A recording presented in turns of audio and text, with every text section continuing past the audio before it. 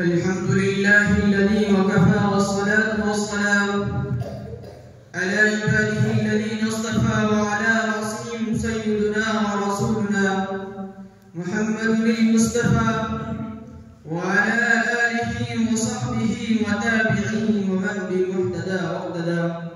أما بعد، أيها الإخوة العلماء والسادة الأفاضل، أحمد الله سبحانه وتعالى أولا على توفيقه وعلى ما هيا لي من هذه الفرصة السعيدة التي لا تتوفر أمثالها للاجتماع بمثل هذه المجموعة الطيبة من العلماء والمثقفين وطلاب العلم، ولكن الشعور بالاستفادة من هذه الفرصة يدفعني أن أتحدث إليكم عن موضوع له أهمية كبرى في حياة الإنسان وعن نعمة لها مكانة جلية في الإسلام، ألا وهو موضوع أهمية الوقت في الإسلام.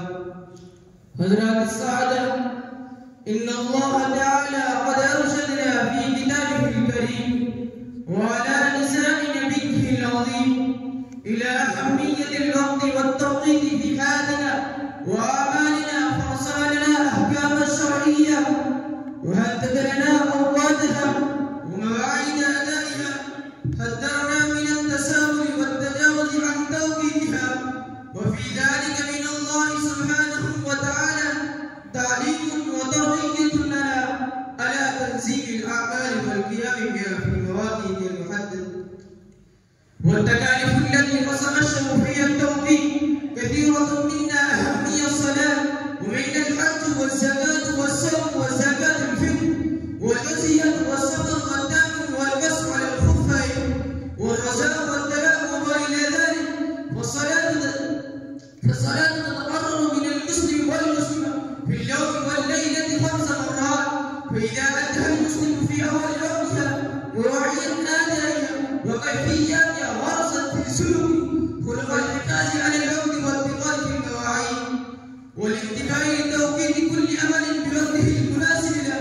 فمن هنا تكون الحكمة البالغة في تخصيص الصلاة بالذكر في قوله تعالى: إن الصلاة كانت على المؤمنين كتابا موقوتا.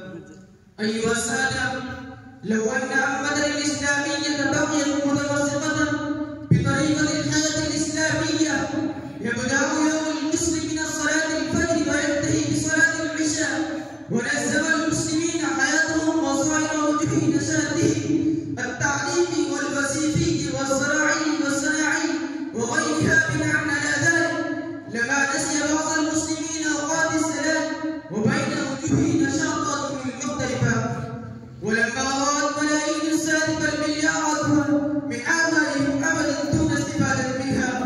ومما لا شك فيه أنه ليس هناك دين أو نظام محدد حصل على تنزيل أوقاته.